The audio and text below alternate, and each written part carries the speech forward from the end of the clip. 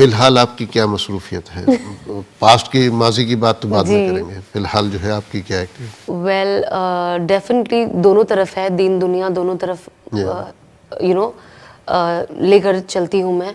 मेरे खुद का स्किन ब्रांड है जो मैंने पहले ही शुरू किया था, अब मेरे कपड़ों का भी एक ब्रांड है, प्लस मेरा खुद का एक इंडिया में फाउंडेशन भी है, हयात वेलफेयर, जहाँ से हम रमज़ान में और थ्रू आउट द ईयर हम लोगों के, जैसे मैंने कहा था कि मैंने खिदमत के लिए इसको छोड़ा है, तो मैं कोशिश करती हूँ कि मैं अपने तरफ से, और लोग क्योंकि मुतासिर होते हैं मेरी बातों से and it makes a difference, so why not we all, just like you said, कि एक family बन के we do something for our community, we do something for our people, and so these are the three things that I do work wise. And apart from that, obviously when it comes to deen, I'm still a student, I'm learning, and every day I try. Still long way to go. A very long way to go. I've just started. I'm in my kindergarten, and I just try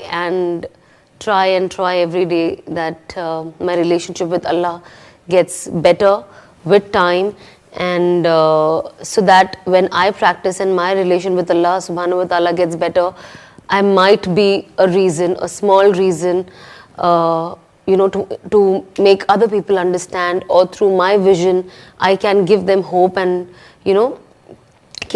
don't feel hopeless. You, maybe people will ignore you, maybe people will be judgmental, but Allah is not.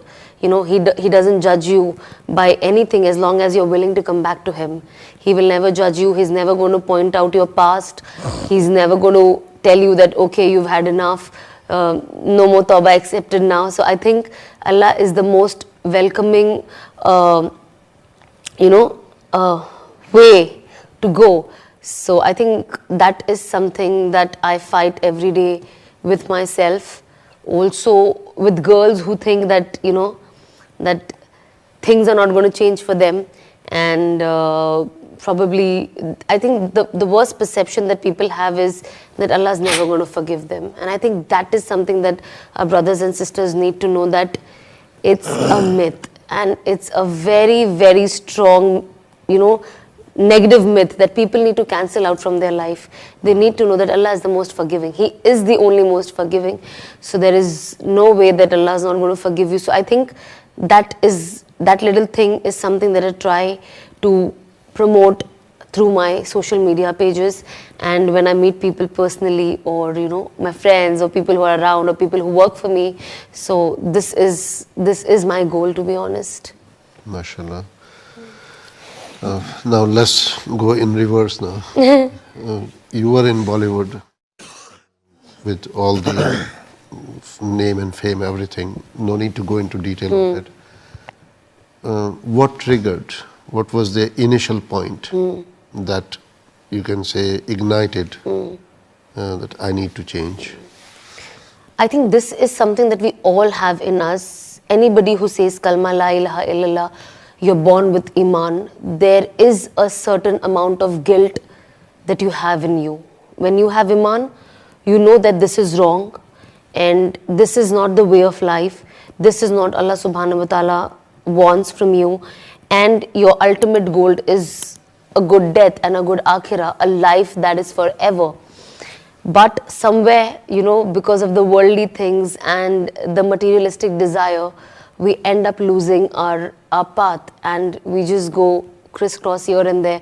And also, we are in a world today where, unfortunately, everyone, be it our own brothers and sisters, they themselves are so lost that the guidance is literally impossible to find.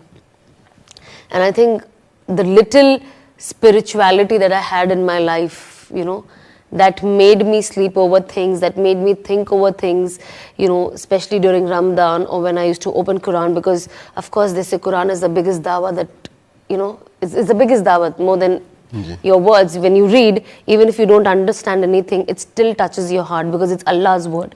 It's not a word by any great author or a writer or somebody who speaks and writes amazingly, somebody who has mesmerizing voice or words, but it's from the greatest, the supreme. And even if you don't understand the language, it just touches you and you feel that, you know, I want to connect with this book. This is the book that is for me. And how do I do it? And I think that is something which I never left.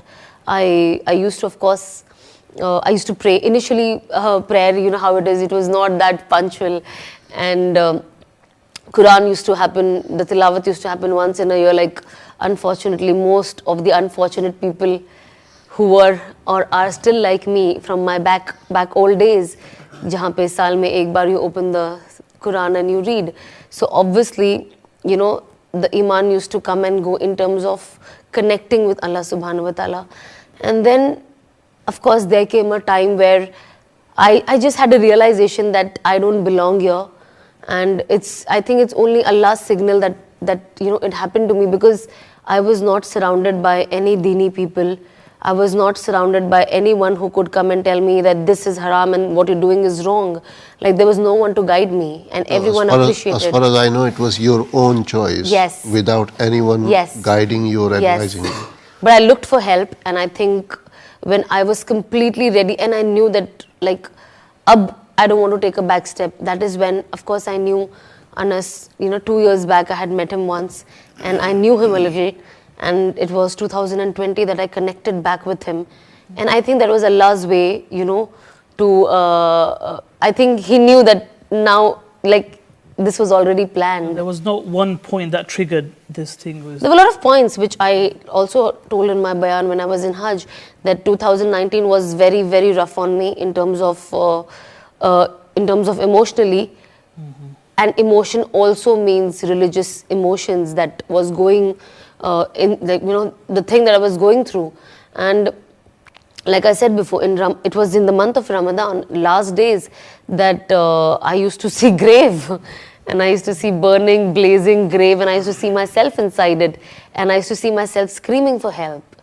And I used to get scared, and I used to wake up and I used to cry for hours. I couldn't sleep because I was scared. So initially I just thought it's a dream, just like how you dream. But of course it's a scary dream. As a Muslim, you know, like, what this dream ka tarjuma is, you know, how would you, like, what would be the, if somebody has to translate me, what this means. Like, there was no read in between, you know, read between the lines. It was as clear as water. And I was like, okay, then next day, and I think it kept happening for a week, 10 days. And then I was scared. And that's when things started taking a U-turn inside me. But obviously I had nobody to talk to, because, you know, when you talk, people start judging you. They say, oh, this is what she said 2 days back, and now see, she's dancing. So, you know, that phase was a very sensitive phase in my life, where I wanted to have changes, bring those changes, but I couldn't share it with anybody. I had nobody I could talk to. And I think that is also one reason why things just kept delaying, because I had nobody to share my feelings and somebody to guide me. अस्सलामुअलैकुम नाज़रीन, कैसे हैं आप? उम्मीद करती हूँ आप सब खैरियत से होंगे। अगर आपको मेरी वीडियो अच्छी लगती है तो please like, subscribe. Thank you so much. अपना बहुत ज़्यादा ख्याल रखिएगा। मिलते हैं नेक्स्ट वीडियो में।